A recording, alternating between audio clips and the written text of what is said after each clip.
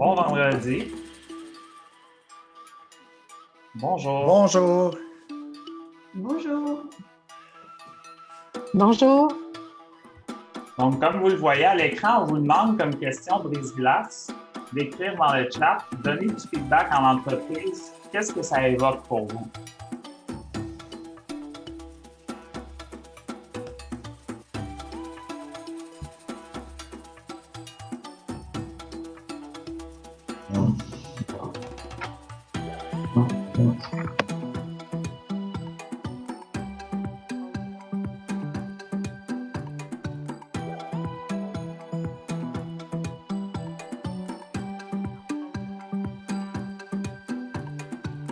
On va se donner encore quelques secondes, le temps d'admettre tout le monde.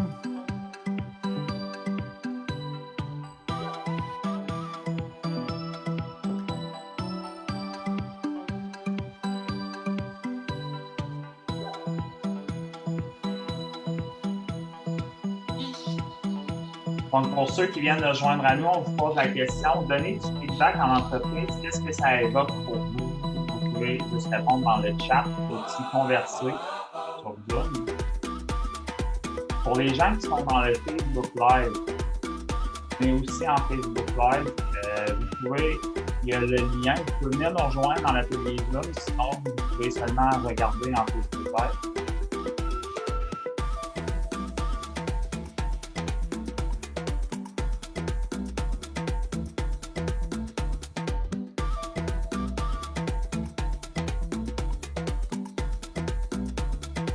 On a beaucoup de réponses, Gabriel, qui rentrent dans le chat. C'est intéressant de vous lire. On va aborder cette question-là en introduction. Donc, on se donne encore quelques secondes pour finir d'admettre tout le monde. Super.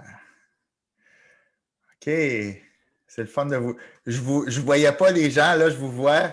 Bonjour tout le monde. Ceux qui ont la caméra, c'est le fun. C'est le fun de voir quelques visages. Alors, bonjour tout le monde. On a un 30 minutes, 45 minutes bien chargé ce matin. Donc, on va commencer tout de suite. Je me présente. Mon nom, c'est Daniel Renaud. Je suis dans le coach professionnel et je suis cofondateur avec Gabriel de Ubu. Et aujourd'hui, on vient partager avec vous une de nos passions, une de nos forces qui est celle du feedback, comment donner et recevoir du feedback. Alors, je suis content d'être avec vous. Moi aussi, je suis super content d'être avec vous ce matin, vendredi. Merci de prendre le temps d'être ici avec nous. On a tous des agendas chargés. Félicitations d'investir, d'être là. Moi, Gabriel, je suis cofondateur de Ubu également.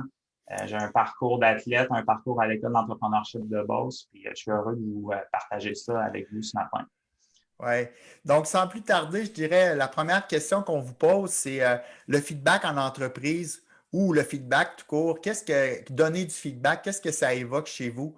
Et souvent, ce que j'ai vu plusieurs de vos réponses, mais souvent, ce que ça évoque, ça évoque un peu une sortie de la zone de confort. Hein. C'est souvent une conversation inconfortable, une conversation qui va nous demander un effort. Donc, et puis pourtant, à tous les jours, on a la chance de faire briller nos collègues, de les faire grandir, de leur apporter une perspective sur eux-mêmes ou sur l'équipe qui va les aider à grandir, à évoluer. Sur donner du feedback. Oui. OK. Vas-y, Dan, tu es sur muet. OK. Muet. OK, on peut continuer. OK, c'est bon. Donc, je disais, c'est ça que ça évoque, hein, une sortie de zone de confort. Et ce qui est important, des fois, c'est juste de se donner le courage, de le donner le feedback ou de le demander le feedback. Donc, c'est de ça qu'on va parler ce matin. Maintenant, si je vous pose la question, encore dans le chat, est-ce que vous préférez donner ou vous préférez recevoir du feedback? Juste rapidement dans le chat, est-ce que vous préférez donner ou recevoir du feedback? Donner, hein, Sophie, on a une courageuse. Donner, recevoir, donner les deux, recevoir. Donc, on voit que c'est partagé.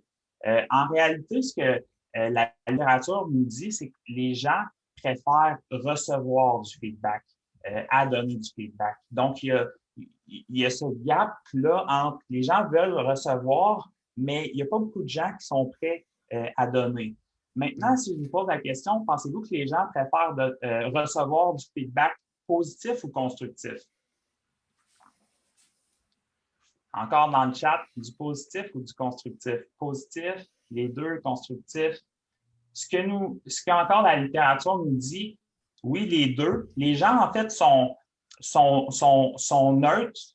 En fait, ils aiment recevoir du feedback positif, mais ils aiment encore mieux recevoir du feedback constructif. Donc, ce que les gens préfèrent, c'est recevoir du feedback constructif. Maintenant, pour donner le feedback, les gens sont neutres par rapport à donner du feedback positif. Ils aiment ça, ils n'aiment pas trop ça, ils détestent pas trop ça, ils en donnent du feedback positif. Mais ce qui est intéressant de constater, c'est que les gens ont tendance à éviter à vouloir donner du feedback constructif. Pourtant, c'est ce que les gens préfèrent recevoir, le feedback constructif. Et c'est un peu là pourquoi nous, on s'intéresse à ce sujet-là, et pourquoi on a créé notre outil, qui est l'outil Team Talk. C'était pour aller justement chercher cet écart entre entre donner et recevoir. Donc, ça, c'est super important de mentionner ça en commençant. Donc, en d'autres mots, on a une gang de gens qui n'ont pas envie de donner du feedback constructif. Pourquoi? Ben, parce qu'on ne veut pas, excusez le mot, on ne veut pas mettre la merde, on ne veut pas blesser, on ne veut pas que ça vire mal ou que ça vire en conflit, on ne sait pas trop comment l'autre va le prendre. Mais d'un autre côté, on a des gens qui disent, si je veux grandir, j'aimerais ça en avoir du feedback. Donc, on vient essayer de répondre à cet écart-là, ce gap-là. Donc, et ça répond peut-être un peu à la prochaine question, mais pourquoi vous pensez que le feedback, c'est important? Que ce soit dans une équipe, dans une famille, en entreprise, peu importe. Pourquoi le feedback, c'est important? Il y a toutes les réponses, les classiques, que le feedback, ça amène à plus d'engagement, ça amène à plus de collaboration, plus de motivation, puis essentiellement plus de résultats au sein de l'équipe. Chez Ubu, on a aussi 3 raisons, 3 croyances pourquoi le feedback est super crucial. Oui, puis je veux juste prendre 2 secondes, regarder ce qui se passe dans le chat, permettre de s'améliorer, mieux se comprendre, s'assurer que l'idée de départ est équivalente à la perception de l'autre, on se sent moins seul. Le feedback, c'est une façon de communiquer. Il y a des très bons points. Ici, en fait, la première raison qu'on va évoquer, c'est que quand on a à cœur les gens autour de nous, dans notre équipe, nos collègues, l'organisation dans laquelle on travaille, ou même une équipe ou une famille, c'est ça déjà la première raison. On a les gens à cœur et puis c'est important dans le terme parce que le feedback, on dit toujours, le feedback, c'est une communication. Ce n'est pas unidirectionnel, c'est bidirectionnel. Donc, juste le fait d'avoir à cœur puis de se soucier puis d'aimer les gens avec qui on travaille, c'est important qu'on donne du feedback. Deuxième vas-y, Gab. Deuxième raison, c'est clair, le feedback permet de bâtir la confiance. Je suis justement en train de lire le livre de Candeur radicale de Kim Scott. Puis souvent, on a la perception que pour donner un feedback à quelqu'un, il faut bien le connaître. Mais moi, je veux dire, puis ce que Kim Scott dit, au contraire, le feedback permet de bâtir cette relation de confiance-là. Quand je donne une reconnaissance à quelqu'un, ou encore quand je suis franc avec quelqu'un, puis je dis quelque chose qui va faire en sorte qu'il va grandir, qu'est-ce que ça va faire? Ça va nous rapprocher, ça va permettre de bâtir cette confiance-là. Donc, le feedback, c'est un peu la base de bâtir une bonne équipe. Ça fait partie de bâtir la confiance aussi. Oui. Puis, troisième raison qu'on vous donnerait, en même temps, ça nous permet de partager un peu une des philosophies qu'on a chez Ubu. Nous, on se dit souvent, quand on se demande s'il faudrait en parler, c'est souvent le signal qu'il faut en parler. Donc, hier, j'étais sur un appel avec une équipe avec qui je fais du coaching avec un groupe de gestionnaires.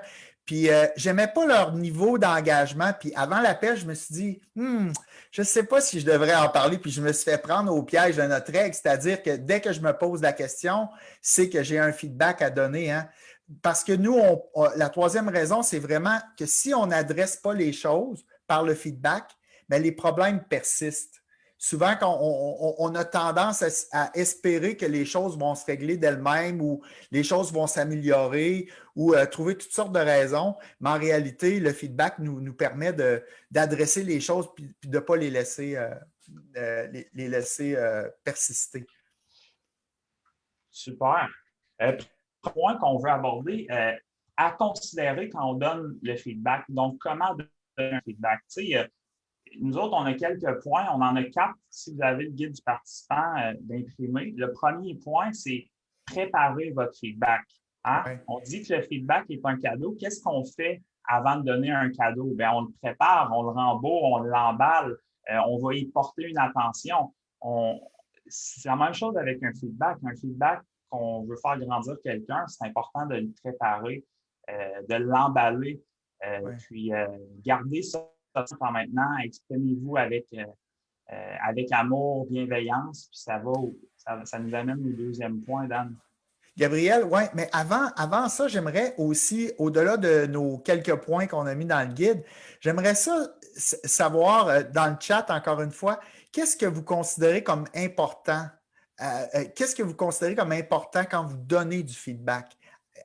Quand vous donnez du feedback, là, c'est quoi vous devez prendre en compte?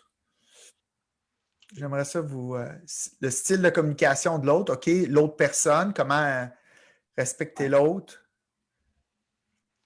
Une question qu'on a déjà posée parmi ceux qui ont fait partie de notre certification. L'objectif, être factuel. Les types de personnalité, super bon point. Parler du comportement. Oui.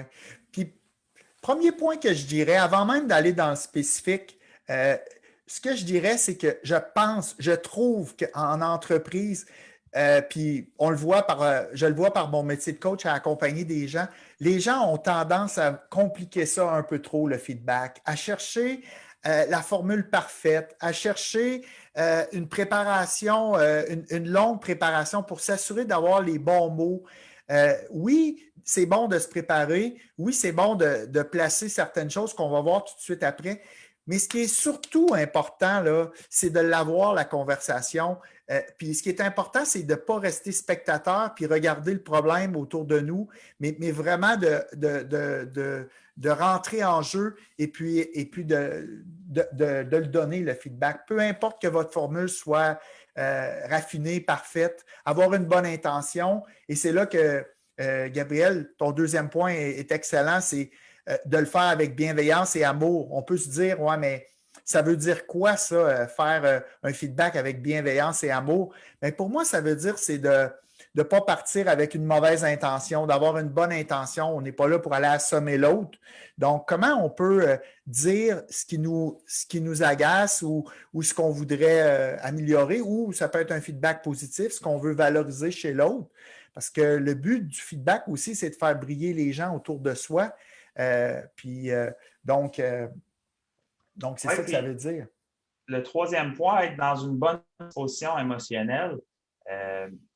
Moi, ce qui monte là-dedans, c'est parfois, tu sais, on a quelque chose qui nous choque, on veut partager un feedback qui est plus constructif. Mais des fois, c'est de prendre un petit pas de recul, puis s'assurer qu'on n'est pas trop émotionnel face à la situation. Donc, ça, c'est super important également. Oui.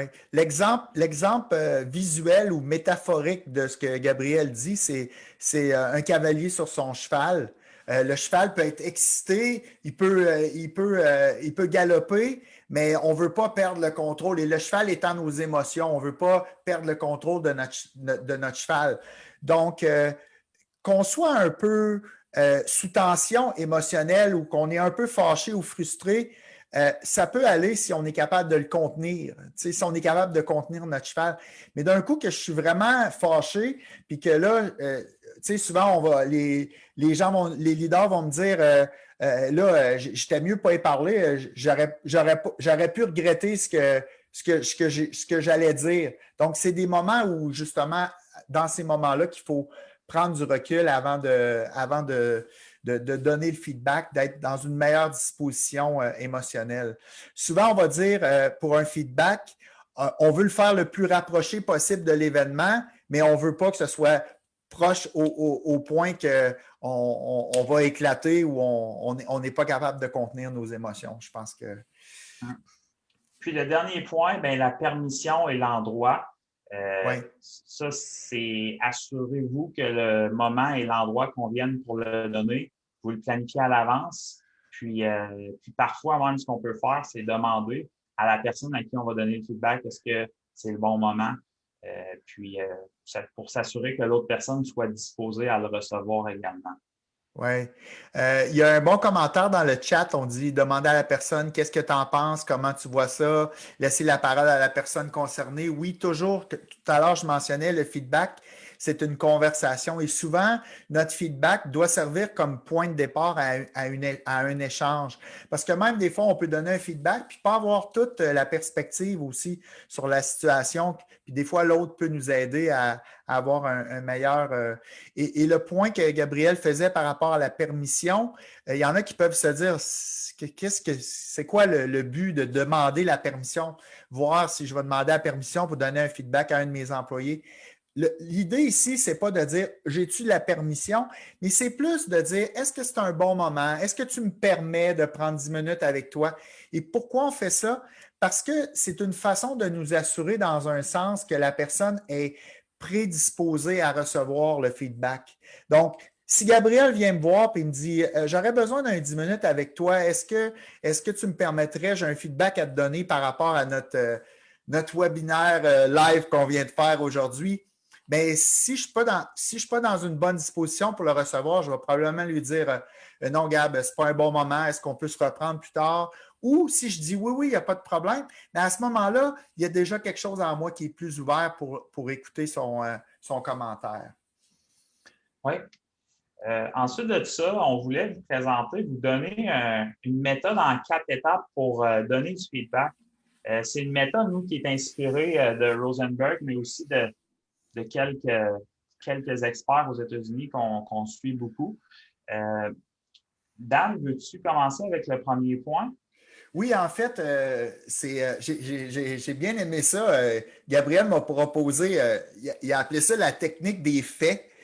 Souvent, on va parler des faits, mais on s'est amusé avec quelques phrases. Puis ça fait référence à chaque élément fait référence à quelque chose que vous allez reconnaître. Ce que ça me fait, premier élément, ce que ça me fait. Ici, naturellement, on fait référence à quoi, selon vous, ce que ça me fait? Ce qui se passe, là, ça peut faire référence à quoi? Sophie dit l'impact. Non, c'est pas ça pourrait être l'impact à l'émotion, exactement. Ce que ça me fait vivre, l'émotion, le sentiment, exactement. Donc, il faut être capable juste de dire ça me fait quoi? Ça m'excite, ça me frustre, ça m'angoisse, ça m'ennuie, ça m'irrite. D'être capable de placer des mots sur qu'est-ce qui se passe, qu'est-ce que ça me fait à moi. OK? Donc, c'est ça, ce que ça me fait, c'est d'être capable de nommer l'émotion, le sentiment qui vous habite. C'est quoi les faits? Ça me déstabilise, oui, Mariette. C'est quoi les faits? Ben, les faits, ça, c'est les faits, hein? Exprimer les faits. Le comportement, à quelque part aussi. Oui, le comportement, exactement. Ici, souvent, ce que j'aime faire quand les gens m'écrivent des exemples, je vais dire une des règles qui est intéressante pour vraiment s'assurer qu'on nomme des faits, c'est de voir est-ce qu'une caméra vidéo pourrait filmer le fait. Normalement, on devrait être capable de dire oui. Donc, si je dis à quelqu'un, j'ai remarqué que pendant la réunion, tu étais distrait, puis tu n'écoutais pas, c'est pas tout à fait vraiment ça les faits. Hein, parce que c'est plus un jugement, c'est plus dans l'ordre des jugements. Par contre, si je disais à la personne, j'ai remarqué pendant la réunion qu'à 3 reprises ou à plusieurs reprises, tu étais sur ton cellulaire et que… Donc, voyez-vous la différence? Donc là, je suis dans les faits. Si on avait une caméra vidéo, on pourrait le voir. Donc, Voilà pour la deuxième chose, c'est quoi l'effet. Ce que ça fait, et là, on va revenir à l'idée de Sophie, c'est-à-dire, ici, on va faire référence à l'impact. Ce que ça fait. C'est quoi l'impact? Qu'est-ce que ça fait sur vous, sur l'équipe, sur le projet, sur la situation? Quel impact ça a? Donc, on est dans sentiment, comportement, impact. Et finalement, ce qu'on fait avec ça, quand on est capable, ce qu'on fait avec ça, on fait référence à quoi? Ou ce qu'on va faire avec ça? À quoi on pourrait faire référence? Piste de solution, exact, action. Ici, on va parler de suggestion. Hein? Donc, on est dans les pistes de solution. Exprimer qu'est-ce qu'on peut faire avec cette situation-là. Il n'y a rien de mieux. Dans Rosenberg, il va parler du besoin, du désir ou de la demande. Ici, on parle.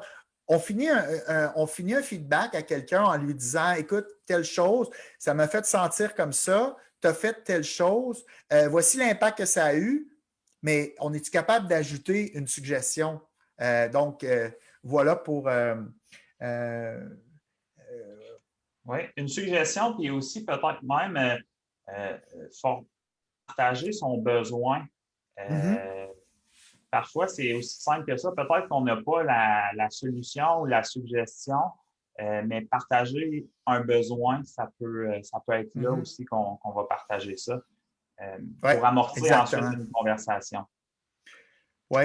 Est-ce que, Gabriel, on a le temps de donner un exemple d'un feedback? Exemple, on pourrait peut-être prendre le feedback constructif. Oui, parfait. Oui. Donc Daniel, vas-y avec l'exemple. Je vais te faire un feedback. Okay? Oui, vas-y donc. Je me suis senti désengagé et mal à l'aise, malaisé. OK? OK. Donc, ça, c'est la première étape. La deuxième étape, le sentiment. La deuxième étape, lors de notre atelier de visioconférence, j'ai observé que tu as parlé pendant plus de 80% de l'appel.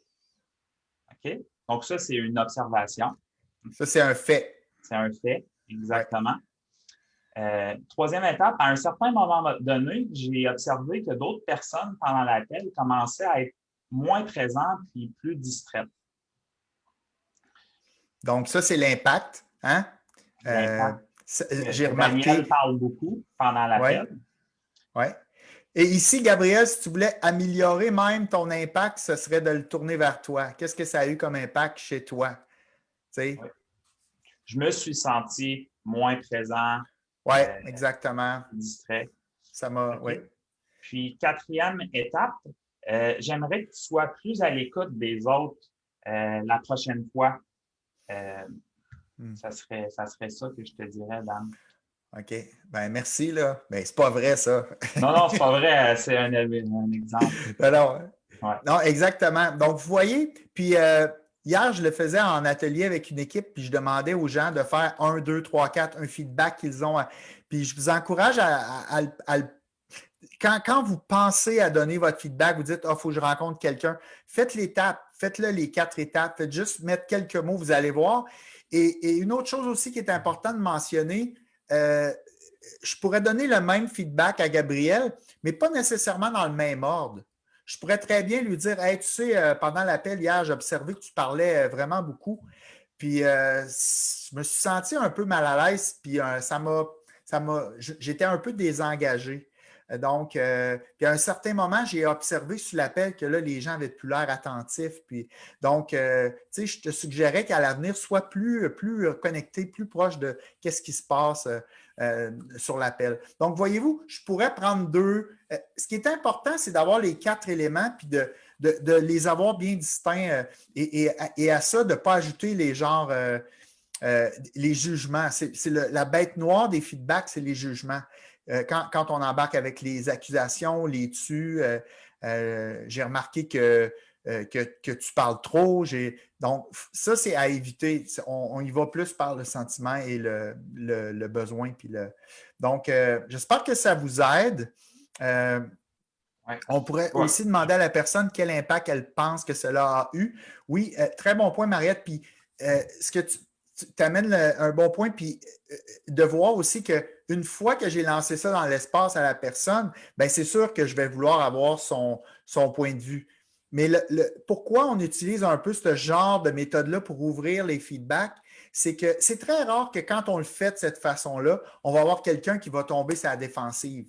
Parce qu'on ne peut pas tomber sur la défensive quand on parle de nos propres émotions, puis quand on parle quand en plus on finit avec une suggestion.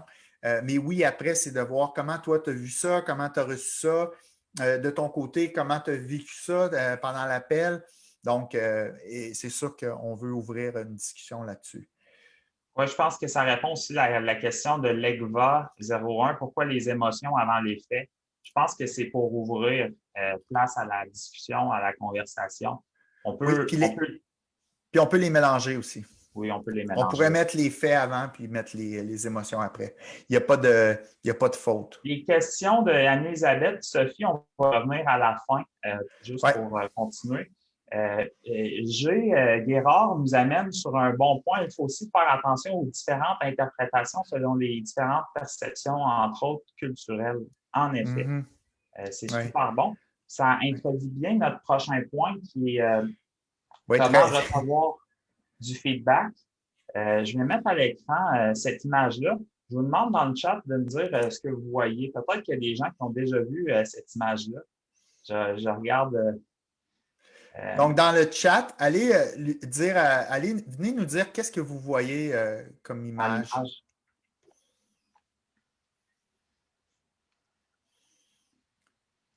Visage de profil d'une femme, une jeune femme, une vieille dame. OK. Donc, on a des jeunes femmes, puis on a des vieilles dames. Deux images, visage et jeune femme, une jeune femme et une vieille dame. Donc, il y en a qui voient les deux, il y en a qui voient une, il y en a qui voient l'autre. Donc, justement, le point ici, c'est que pourquoi c'est important de recevoir du feedback? Bien, c'est justement parce que des fois, on voit une situation d'une certaine façon, puis on pense qu'on a raison, c'est notre façon de voir la chose, c'est la chose, elle est comme ça. Mais des fois, d'avoir un feedback, ça nous permet d'avoir une autre perspective sur la situation. Comme par exemple l'image qui n'est plus là, mais Gabriel, est-ce que tu peux la remettre l'image qu'on peut juste montrer? Absolument. Ouais. Je vais faire du pouce sur ce que tu es en train de dire également. Oui. Donc, on va.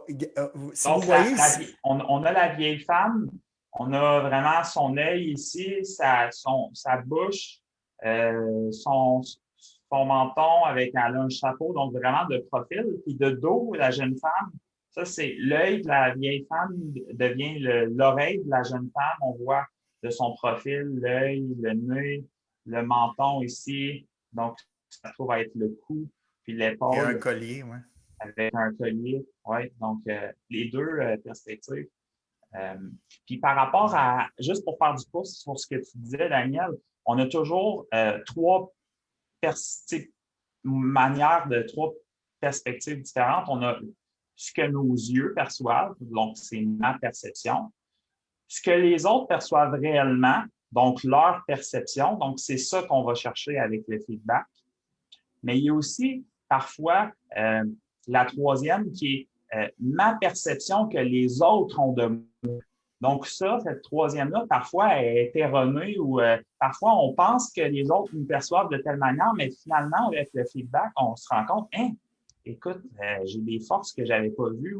Fait que c'est ça qui est super intéressant par rapport aux perceptions. Ouais. Bon point, Gab. Puis, vas-y. Maintenant, si on se pose la question, qu'est-ce qui est important de considérer quand on reçoit un feedback dans le chat? Je vous invite à inscrire vos réponses. Qu'est-ce qui est important à considérer quand on reçoit l'ouverture? C'est un mot qui revient souvent. Oui, l'ouverture, l'intention. Super bon, avoir une bonne intention.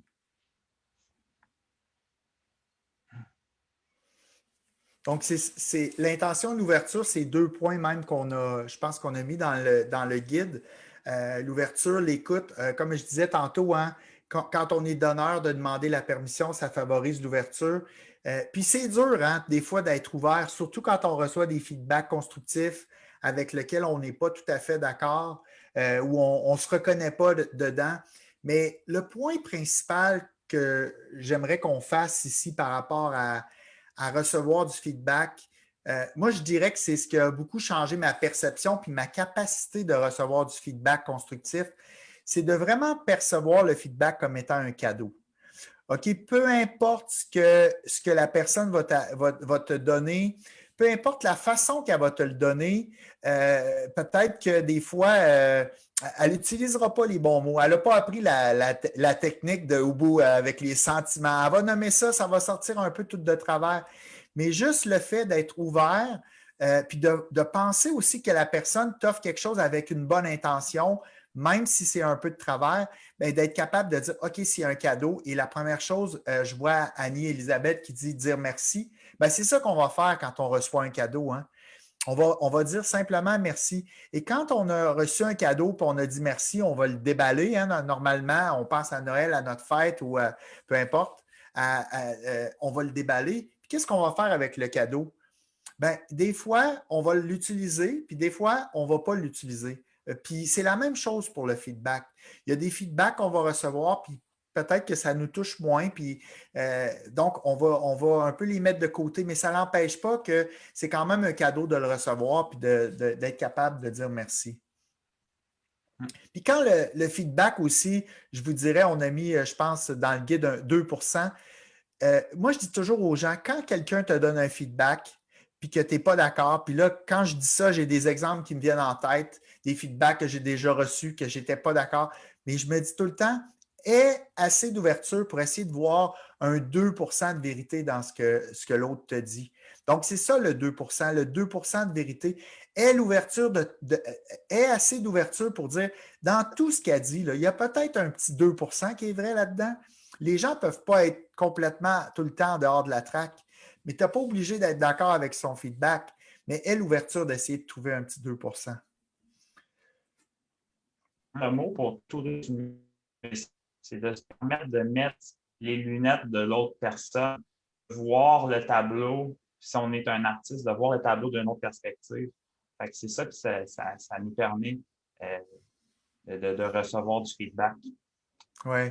Il y a une très belle citation de Wayne Dyer que j'aime beaucoup. Ça dit si tu changes ta façon de regarder les choses que tu regardes changent. Et je ne sais pas, j'aime beaucoup cette citation-là. Je vais vous la mettre je vais vous la mettre dans le chat. Si qu'on reçoit souvent, c'est quoi qu'on fait si mon feedback ne fonctionne pas? Moi, je suis curieux de vous lire, si vous voulez aller dans le chat. Qu'est-ce qu'on fait quand le feedback, ça ne fonctionne pas? Tu sais, quelqu'un me dit j'ai essayé, j'y ai parlé, mais écoute, ça fait 3 fois que j'ai dit, puis il n'y a rien qui change. Là, le feedback, là, je peux bien croire, là, nommer mes sentiments, mais ça ne marche pas avec elle ou avec lui. Surtout avec lui, surtout les gars qui sont durs à changer. Il y en a-tu qui ont des idées? Oui, des idées.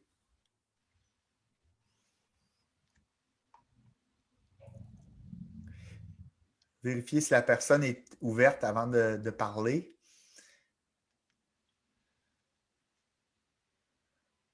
Si ça ne marche pas, c'est qu'on ne l'a pas fait comme il faut le reprendre car tout le monde veut recevoir un cadeau. Le go et le no-go de Dulude. Celle-là, je ne la connais pas, mais je vais chercher ça, Dulude.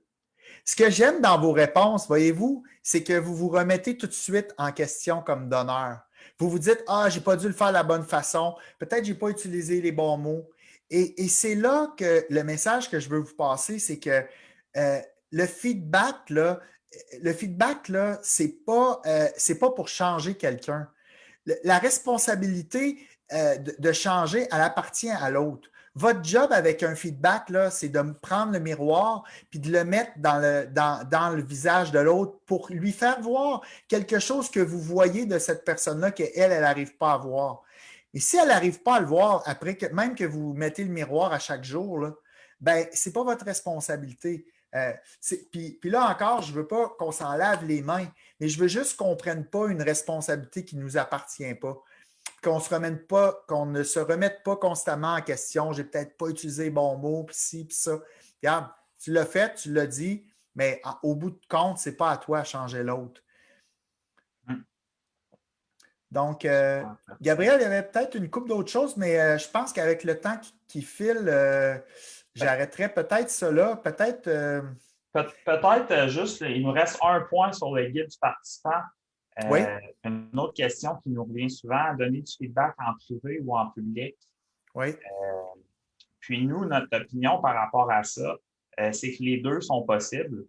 La règle de Kim Scott, qui est une référence, Kim Scott dit faire des éloges en public, critiquer en privé. Ça ne veut pas dire que les règles ne peuvent pas être brisées. Chez Ubu, avec le jeu Team Talk, on critique l'équipe en privé. On fait on partage les choses qu'on devrait commencer à faire, qu'on devrait arrêter de faire. Puis souvent, en public, tu veux dire? En public, désolé. Oui, exact. Je me suis puis souvent, une chose qui est super intéressante dans cet exercice-là, parfois on est en petite équipe de 8, puis on va se donner des feedbacks constructifs, puis le patron est souvent la première personne qui veut entendre un peu ce que son équipe, si son équipe a à y partager des feedbacks constructifs. Puis ce qui est intéressant aussi, c'est que ça amène beaucoup de bienveillance quand on a à le faire en public devant les autres. Ça amène plus d'amour dans le feedback.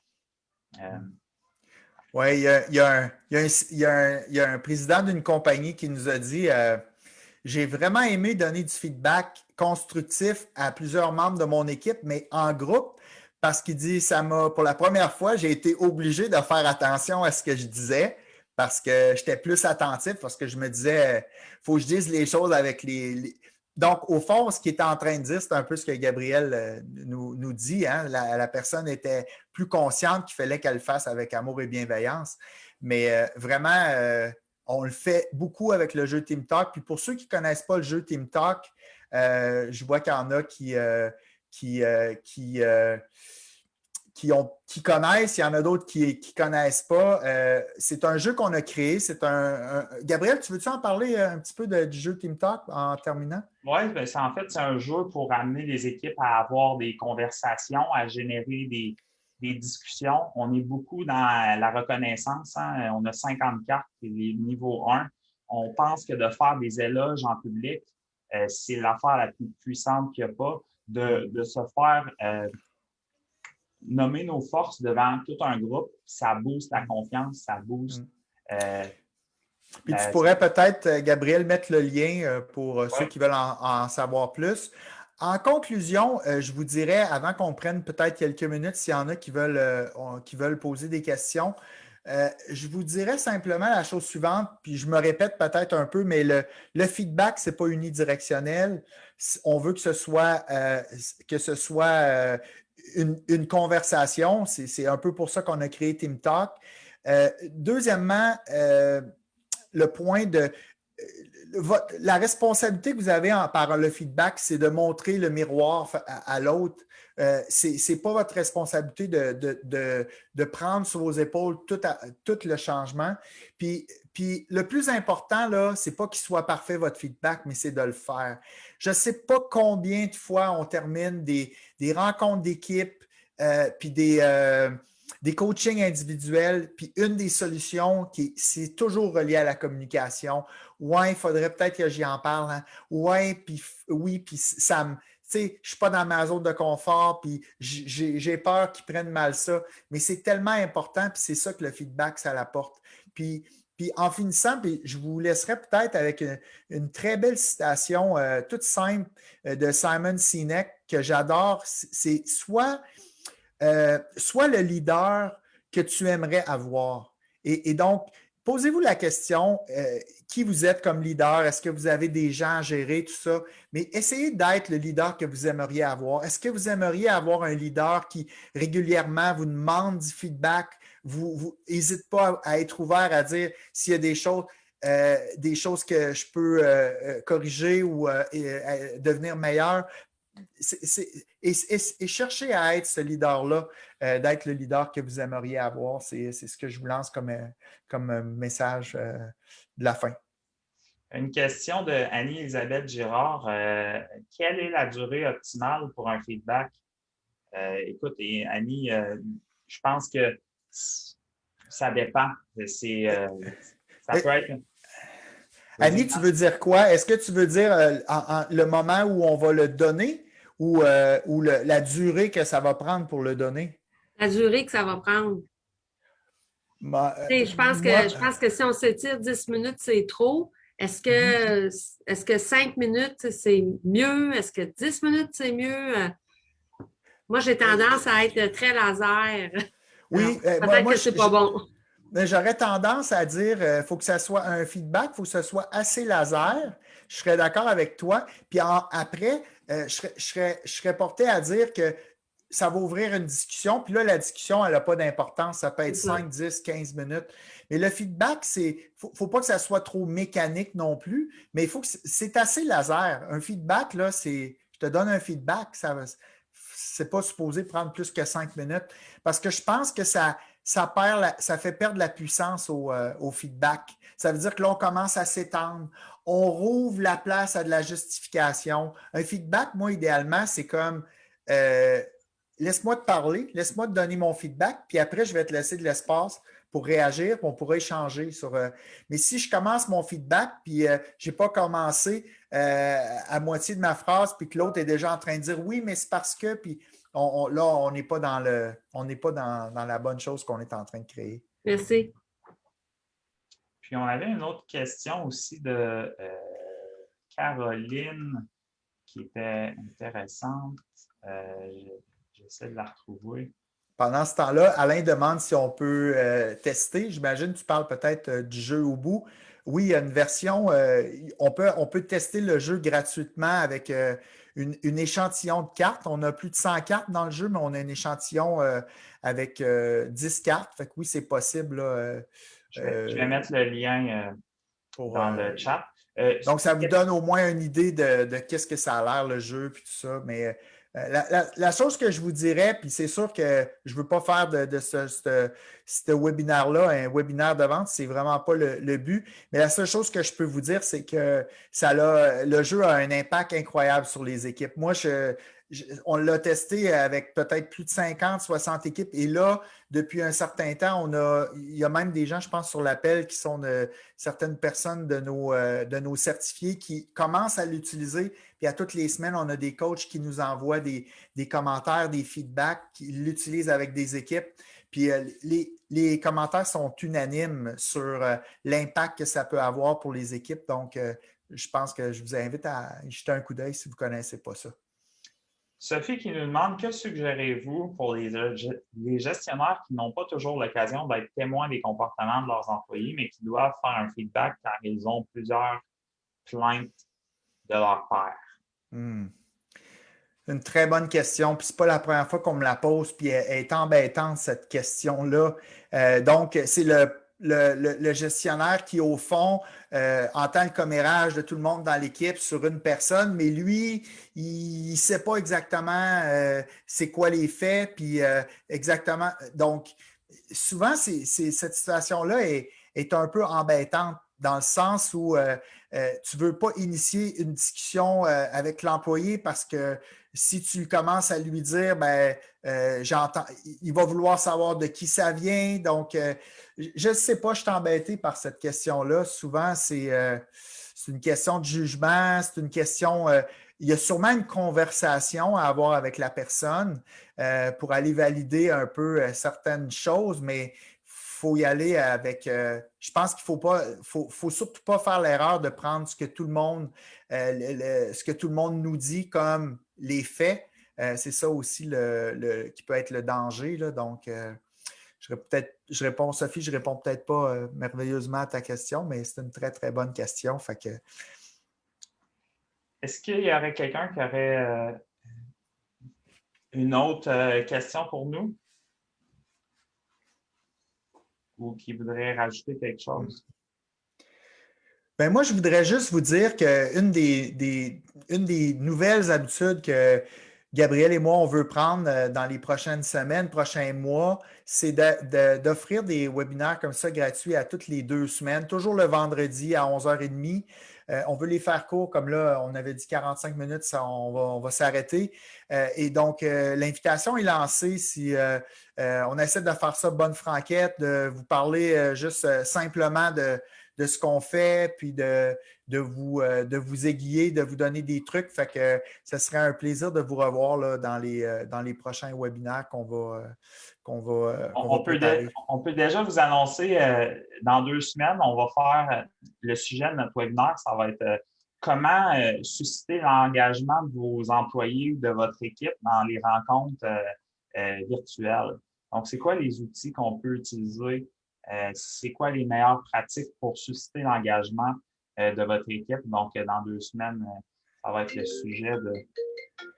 Donc, on va être dans le très pratico-pratique, Gabriel, ce que je comprends. On va être dans les outils très pratico-pratiques. Oui, absolument. Ouais.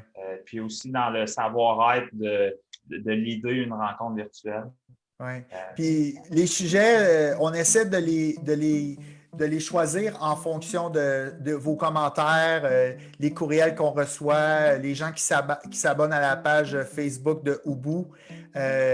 Donc, on veut juste vous dire qu'on vous lit, puis on tient compte de vos feedbacks, puis c'est comme ça qu'on essaie de. Encore faut-il que ce soit des sujets qui nous. Dans lesquels on sent qu'on peut vous aider, là. Mais voilà comment on fait ça. Donc, en terminant, je vous dirais simplement un gros merci d'avoir été là, d'avoir vu vos faces pour certaines personnes. Puis un gros merci, puis un super beau vendredi après-midi. Il fait beau, il faut profiter de ce qu'on peut profiter. Puis bon week-end tout le monde.